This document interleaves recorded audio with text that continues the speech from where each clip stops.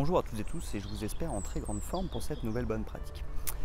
Aujourd'hui je voulais parler d'une chose sur les signes hiérarchiques et d'essayer de faire attention aux signes hiérarchiques. Le problème c'est que la hiérarchie, quand elle est trop montrée, ça va être assez pesant je pense pour nos équipes parce que ça va clairement montrer la différence. Moi je suis différent de toi.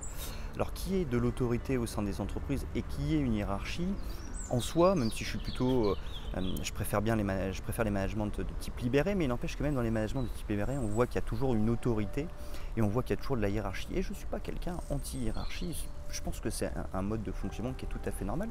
Ce que je dis, moi, dans mon message, c'est attention à pas non plus écraser les gens avec les hiérarchies, attention à pas non plus leur dire je suis votre chef et je suis complètement différent de vous, je suis au-dessus de vous et finalement je suis au-dessus des lois. Parce que ça va juste rabaisser les gens.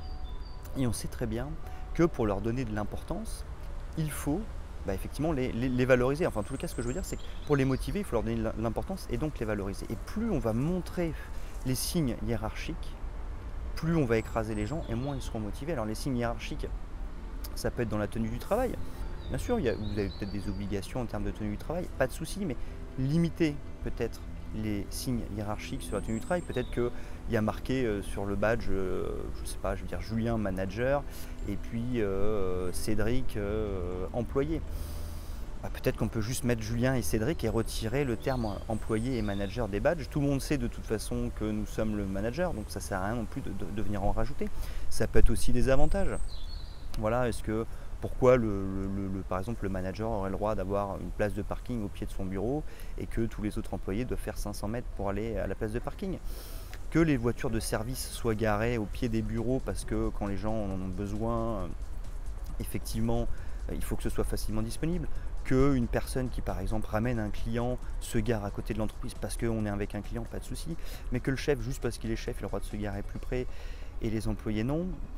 Bon, personnellement, libre à chacun de faire ce qu'il veut, mais je trouve que c'est pas forcément nécessaire.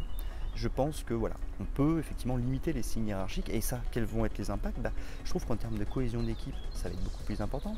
En termes d'exemplarité, ça va être beaucoup plus important. Ça va montrer effectivement que le chef, il fait partie de l'équipe. Il n'est pas au-dessus de l'équipe, mais il fait partie de l'équipe.